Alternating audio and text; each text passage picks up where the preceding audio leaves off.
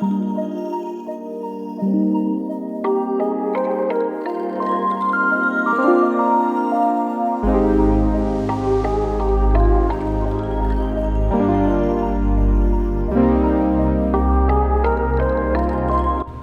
everyone, welcome to my art channel. Can you believe it? Summer is here. Next week we are projected to have over 100 degrees, so it's going to get very hot outside. This week I didn't have as much time to draw, and when it was time to record, my iPhone turns out was not charged, so I had to relocate to a different part of my desk and record from this weird angle because the iPhone had to stay plugged in. So, drawing angels has been on my mind for the last several months, and this week I finally decided to draw one. I looked through many references online, and many were very appealing that I had to make a separate folder, and I will come back to those references to illustrate them in the future. I started out with a rough sketch using my favorite mechanical pencil, and then came the outline using a waterproof ink pen.